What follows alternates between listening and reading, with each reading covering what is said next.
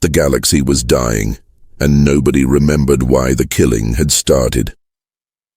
In the cold darkness of space, two massive fleets faced each other across the debris field that once was the planet Xerion.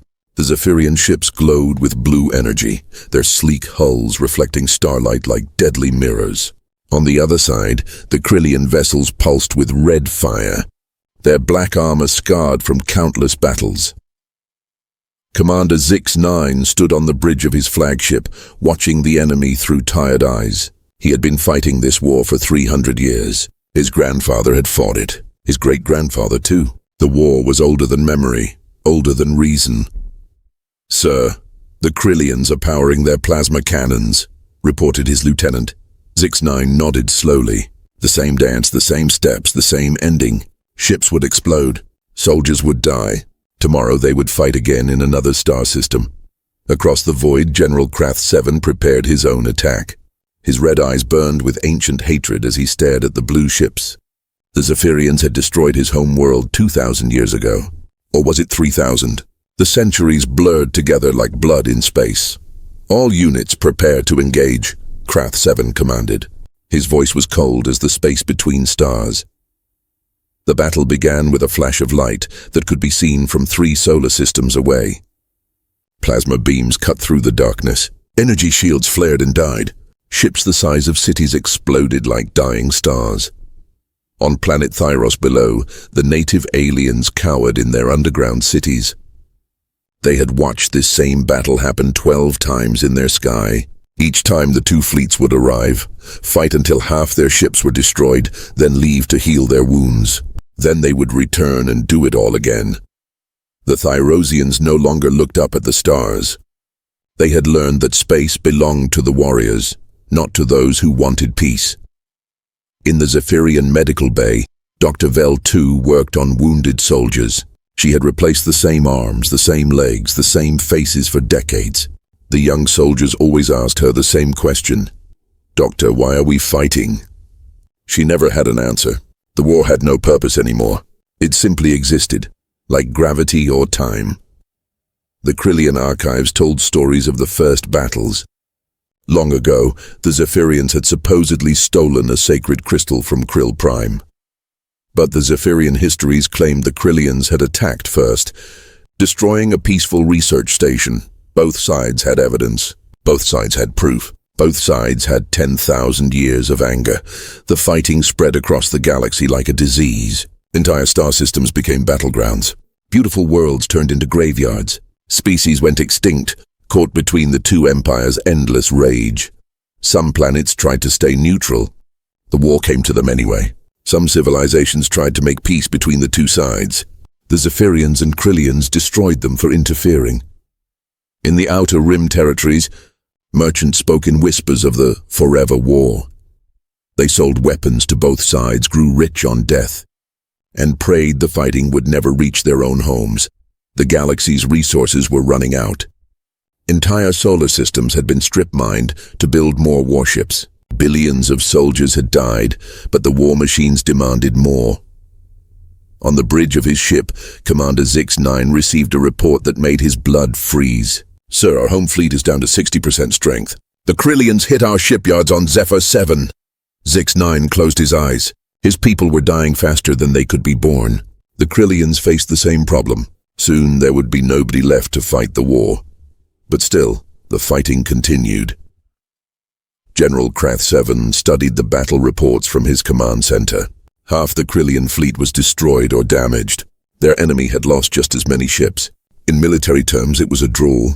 In practical terms, it was suicide. "General," his aide whispered, "perhaps it's time to consider peace talks." Krath 7's eyes burned brighter. "There can be no peace with the blue demons. Our ancestors demand vengeance, and so the war ground on, consuming worlds, consuming lives, consuming hope. Neither side could win. Neither side could surrender. They were trapped in a cycle of violence that had no end. The galaxy held its breath, waiting for something to break the pattern, waiting for a miracle, waiting for someone crazy enough to tell two ancient empires that their war was pointless. Nobody expected that miracle to come from a small blue planet in an unremarkable solar system. A world where a young species called humans had just learned to reach for the stars. The eternal war was about to meet something it had never faced before, a species that asked the one question nobody else dared to speak. The small blue planet hung in space like a jewel, unaware that two ancient enemies had found it at the same time. Captain Sarah Chen was drinking her morning coffee aboard the International Space Station when the first alien ship appeared. It materialized out of nowhere, a sleek blue vessel the size of a city block, hanging silently above Earth's atmosphere. "Houston, we have a situation," she radioed down to Earth, her voice surprisingly calm for someone witnessing first contact. Before Mission Control could respond, a second ship appeared on the other side of Earth. This one was black and red, pulsing with angry energy. The two alien vessels immediately began circling each other like predators. Commander Zix-9 studied the primitive blue world through his ship's sensors. The inhabitants had barely reached their own moon. They still used chemical rockets and burned fossil fuels. Perfect soldier material. Young, aggressive, and desperate to prove themselves. On the opposite side of Earth, General Krath 7 reached the same conclusion. These humans were at the ideal stage of development. Advanced enough to fight, primitive enough to follow orders without asking difficult questions. The race was on. The Zephyrians landed first, their diplomatic shuttle touching down in New York's Central Park at exactly noon. The ship's elegant blue hull gleamed in the sunlight as a ramp extended downward. Ambassador Trix 4 stepped out, his tall, graceful form radiating authority. His blue skin shimmered, and his large eyes held the wisdom of millennia. Behind him walked a squad of Zephyrian guards in ceremonial armor. The crowd of humans that had gathered gasped in amazement. News helicopters circled overhead. The world watched as humanity met its first alien visitor. "Greetings, people of Earth," Trix 4 spoke, his words translated by advanced technology. "We are the Zephyrian Empire. We come in peace, offering you a chance to join the greatest civilization in the galaxy." President Martinez stepped forward, flanked by military advisors and scientists. "Welcome to Earth, Ambassador. We are honored by your visit," Trix 4 smiled. "Your world shows great potential. Your species displays the warrior spirit we admire. We would like to offer you membership in our empire and the chance to fight alongside us against the forces of evil." Dr. Jennifer Walsh, the President's chief science advisor, raised her hand. "Excuse me, but who exactly are these forces of evil?" Before Trix 4 could answer, the sky exploded with red light. A Krillian warship roared overhead, landing with a thunderous crash in the middle of Times Square. General Vex 5 emerged from the smoking crater, his red eyes blazing with determination. His black armor was covered in battle scars, and his presence radiated raw power. "Citizens of Earth," his voice boomed across the city, "do not listen to the blue deceivers. We are the Krillian Republic, and we offer you true partnership, not slavery." Within hours, both alien delegations had set up bases on Earth. The Zephyrians established themselves in elegant buildings that seemed to grow from the ground itself. The Krillians constructed fortress-like structures that hummed with defensive energy. The world's leaders found themselves caught between two very different offers. Ambassador Trix 4 presented his proposal to the United Nations. "Join us, and you will have access to technology beyond your wildest dreams. Your ships will sail between the stars. Your people will live for thousands of years. All we ask in return is your assistance in our holy war against the Krillian menace." "What exactly did the Krillians do that was so terrible?" asked the Secretary General. Trix 4's expression darkened. "They are destroyers of worlds, killers of innocence. They have committed crimes that cannot be forgiven." Meanwhile, General Vex 5 made his own pitch to a gathering of world military leaders. "The Zephyrians speak of peace while they enslave entire species. They destroyed my home world and call it justice. Help us fight them, and we will share our warrior technology with you." Colonel James Rodriguez from the U.S. Marines asked the obvious question. "How long has this war been going on?" 10,000 years, Vex 5 replied proudly. "We have never surrendered to tyranny." In coffee shops and internet forums around the world, Humans began asking uncomfortable questions that neither alien side had expected. A teenager in Tokyo posted online, "Wait, they've been fighting for 10,000 years, and neither side has won? That's not war, that's just mutual suicide with extra steps." A philosophy professor in London appeared on BBC. If both sides claim the other started it, and both have evidence, perhaps the real question is why they've never tried to end it. A farmer in Kansas asked the question that made both alien ambassadors uncomfortable. If you've been fighting for 10,000 years, do you even remember what you're fighting about? Ambassador Trix-4 found himself facing a room full of human diplomats, asking questions no one had asked in millennia. "Ambassador," said the German representative, "have you ever tried peace negotiations?" "The Krillians cannot be trusted," Trix-4 replied automatically. "But have you tried?" pressed the representative from Canada. For the first time in his 800-year life, Trix-4 didn't have an answer. General Vex 5 faced similar problems. Human military analysts wanted to see battle plans, casualty reports, strategic objectives. They asked for data, evidence, proof. "General," said a human admiral, "what's your end game? What does victory look like?" Vex 5 realized he had never considered the question. Victory was defeating the enemy. But then what? As days passed, both alien delegations grew frustrated. These humans were not like other species they had recruited. Other worlds had chosen sides quickly, eager to gain alien technology. Humans kept asking, why? They wanted to know the history of the war, the reasons for fighting, the plans for peace. They suggested mediation, negotiation, compromise, concepts that had been forgotten in 10 millennia of warfare. Late one night, Ambassador Trix-4 sent an encrypted message to his command. "The humans are difficult.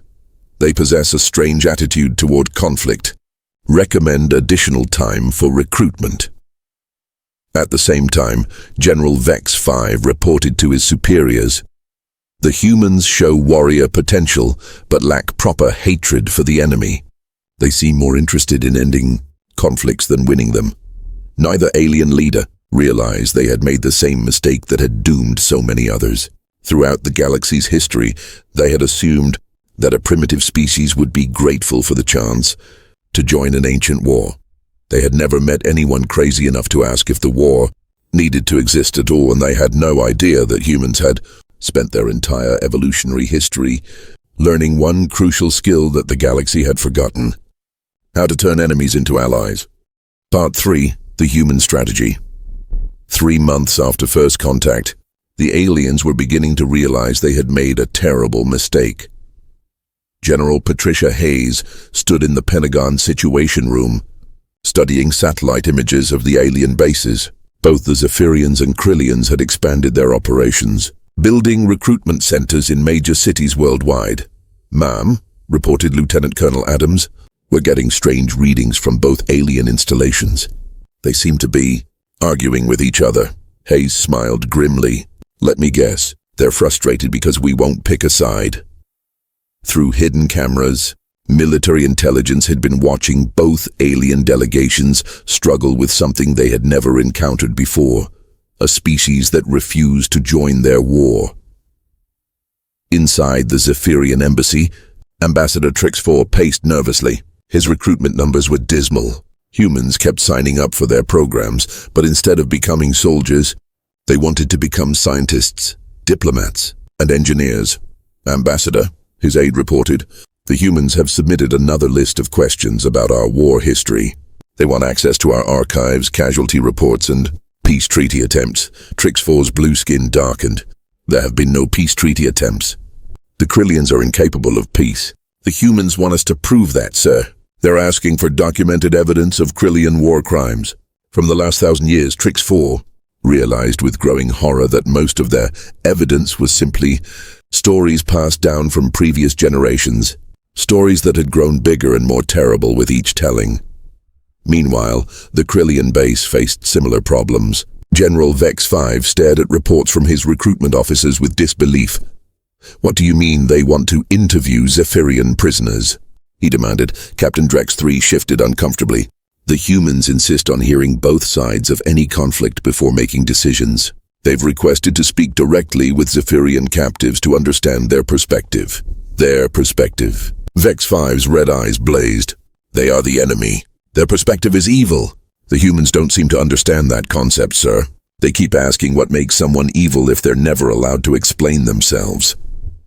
Around the world, human governments had quietly come to the same conclusion. Instead of choosing sides, they would choose a different path entirely. President Martinez addressed the nation from the Oval Office. My fellow Americans and citizens of the world, we face a choice that will define our species' future. We can join an ancient war that has consumed the galaxy for 10,000 years, or we can show the universe that there's a better way. The plan was audacious and had never been attempted in galactic history. Humanity would not join either side. Instead, they would end the war. Dr. Jennifer Walsh led a team of Earth's best negotiators, psychologists, and historians to study both alien cultures. What they found shocked them. The war started over a misunderstanding, she reported to the UN Security Council. A Zephyrian research ship and a Krillian merchant vessel collided near a disputed asteroid field. Both sides assumed it was an attack. 10,000 years of war. Over a traffic accident? Asked the Secretary General. It gets worse. Every attempt at communication since then has been interpreted as either lies or weakness. Neither side has actually talked to each other in over 9,000 years. Meanwhile, human military strategists studied 10 millennia of alien warfare and reached a disturbing conclusion. Colonel Rodriguez presented his findings to NATO commanders. Both sides fight with honor codes that make victory impossible. They announce their attacks, fight only in designated battle zones, and follow rules that guarantee endless stalemate. What kind of rules? Asked the British general. They don't attack civilian targets. They don't use biological weapons. They allow enemies to retreat and regroup. They treat prisoners well and exchange them regularly. Rodriguez paused. They're fighting a war designed not to end. General Hayes nodded grimly. They've turned warfare into a ritual. Neither side wants to win badly enough to break their honor. Codes, but humans don't have those honor codes, observed the French.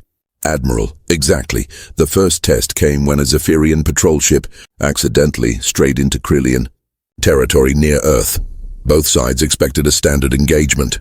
Formal challenges, honorable combat, and eventual withdrawal. Instead, they found human ships waiting for them. Captain Lisa Park commanded the USS Enterprise, not the starship from fiction, but humanity's first alien tech hybrid vessel. Her crew was volunteer, her mission unprecedented. Zephyrian vessel. This is Captain Park of the Terran Defense Force. You are in violation of the peace zone established around Earth. Commander QX-7 was confused. Human captain, we are engaged in lawful pursuit of Krillian criminals. You have no authority here. Actually, we do. This is our star system. Our rules apply here. Before the alien could respond, Captain Park did something no one in the galaxy had done in centuries. She opened a three-way communication link that included both the Zephyrian and Krillian ships. Attention both vessels. You will power down weapons and report to Earth Station 1 for immediate debriefing. Any aggressive action will be considered an act of war against Earth. Both alien captains were stunned. The Zephyrian sputtered, "You cannot interfere in our sacred duty." The Krillian commander added, "The blue demons must be stopped." Captain Park's response was simple, "Then stop them. But not here, not in our space. Figure out your problems somewhere else, or we'll solve them for you." The threat was clear. Earth had learned alien technology remarkably quickly. Human ships now carried weapons systems that neither empire recognized. Combinations of Zephyrian energy shields and Krillian plasma cannons that shouldn't have been possible. More importantly, humans had done something neither alien race had thought to do in 10,000 years. They had studied their enemy's technology and improved it. The Zephyrians discovered this when they tried to scan the human vessels. Their sensors, designed to penetrate Krillian shields, were completely blocked by human defenses. The Krillians learned the same lesson when their targeting systems, programmed to track Zephyrian ships, couldn't lock onto human vessels at all. In 6 months, humanity had accomplished something that 10 millennia of warfare had not. They had made both sides equally afraid of a third party.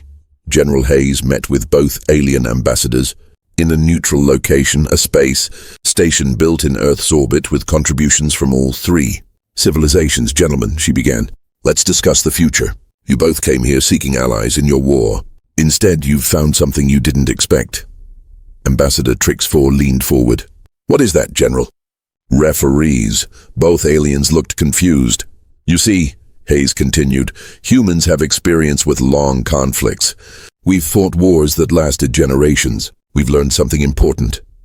Wars end when someone decides they should end, not when someone wins. General Vex 5 slammed his fist on the table. There can be no peace with the blue murderers. Hayes smiled coldly. There already is peace, General. In this star system, maintained by us. The question is whether you want to keep your war contained to the rest of the galaxy, or if you'd like us to export our peace to other systems. The threat was subtle, but clear. Humanity had learned alien technology, improved it, and shown they were willing to use it to enforce their own rules. More importantly, they had done something that terrified both ancient empires. They had proven that the eternal war could be stopped, and they were just getting started. Both alien ambassadors left the meeting with the same message for their homeworlds. The humans are not like other species. They don't want to join our war. They want to end it. And they might actually be crazy enough to try. 1 year after first contact, the impossible happened. Human ships appeared simultaneously in both the Zephyrian and Krillian home systems. Admiral Sarah Chen, now commanding the Earth Defense Fleet, stood on the bridge of the TDF Humanity as her ship dropped out of hyperspace above Zephyr Prime. Around her, a dozen human vessels materialized like ghosts, their hybrid technology invisible to Zephyrian sensors until it was too late. 8,000 light-years away, Admiral James Rodriguez led an identical fleet into Krill space, appearing above the red planet that had spawned 10,000 years of hatred. Both alien empires reacted exactly as humans had predicted, with shock, anger, and absolute confusion. High Chancellor Zix Prime, supreme leader of the Zephyrian Empire, watched from his crystal palace as alien ships hung in his sky. For the first time in his 2,000-year life, enemy vessels had reached the sacred homeworld. Except these weren't Krillian ships. How did they penetrate our defenses? He demanded. His military advisors had no answer. The human ships used technology that didn't exist, weapons that fired both Zephyrian energy and Krillian plasma, shields that deflected attacks from both empires simultaneously. On Krill Prime, War Master Krath Supreme faced the same impossible situation. Human ships floated above his fortress world, undetected by sensors designed to track Zephyrian vessels. "Sir," reported his intelligence chief, "the humans are broadcasting on all frequencies. They want to talk." Admiral Chen's voice echoed across Zephyr Prime. "Greetings, Zephyrian Empire. This is Admiral Chen of the Terran Defense Force. We come in peace, but we come prepared for war. We have a message for your leaders." Admiral Rodriguez's transmission reached every Krillian in the system. "Citizens of Krill Prime, this is Admiral Rodriguez representing humanity. We are here to offer you something your empire has never had, the truth." Both alien empires mobilized their fleets, but the humans had planned for this too. "Attention Zephyrian and Krillian forces," Chen announced. "Before you attack, you should know we're not alone. Right now, human fleets are positioned above both your homeworlds. Any aggressive action against our ships will result in immediate retaliation against your most sacred places." It was the ultimate checkmate. Both empires were frozen, unable to attack without dooming their own people. But the humans weren't finished. Dr. Jennifer Walsh, now Earth's chief diplomatic officer, materialized as a hologram in the throne rooms of both empires simultaneously. Her next words would change galactic history forever. "Leaders of both empires, we have spent the last year doing something neither of you has attempted in 10 millennia. We investigated your war." High Chancellor Zix Prime leaned forward on his crystal throne. "Investigated? The Krillian crimes are well documented. War Master Krath Supreme snarled from his iron chair. The Zephyrian atrocities need no investigation. Walsh smiled sadly. That's what we thought too. But then we did something revolutionary. We looked at your actual records. The hologram split, showing documentation from both empires, archived side by side.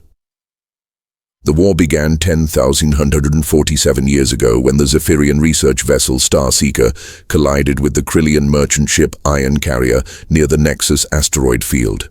Both crews died instantly. Both alien leaders shifted uncomfortably. The Zephyrian records show that Iron Carrier was running without navigation lights and appeared to ram Starseeker deliberately.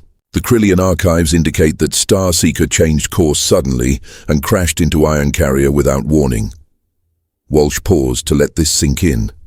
We analyzed the debris field. Both ships suffered catastrophic engine failures at the same moment. It wasn't an attack. It was an accident. Lies, roared Krath Supreme. Zephyrian propaganda. Deception, shouted Zix Prime. Krillian manipulation, Walsh continued calmly. The first retaliation strike was launched by Zephyr Prime 3 days later, destroying a Krillian mining station. The Krillian counterattack came 6 days after that, wiping out a Zephyrian colony. From there, the cycle of revenge began. She gestured, and new images appeared. Battle records, casualty reports, diplomatic attempts. Over the centuries, both sides have tried to make peace. The Zephyrians sent diplomats 847 times. The Krillians made peace overtures 1,033 times. Every single attempt failed for the same reason. Both alien leaders waited, despite themselves wanting to hear the answer. Neither side ever told their people about the peace attempts. Every offer of negotiation was kept secret, presented to military leaders who had been raised from birth to hate the enemy. Every peace treaty was sabotaged by generals who believed compromise was treason. The truth hit both empires like a physical blow. Your war has continued not because peace is impossible, but because your own military leaders have prevented it. In the Zephyrian capital, High Chancellor Zix Prime called an emergency session of the High Council. In the Krillian fortress, War Master Krath Supreme summoned his war chiefs. Both meetings reached the same conclusion. The humans were lying. They had to be lying.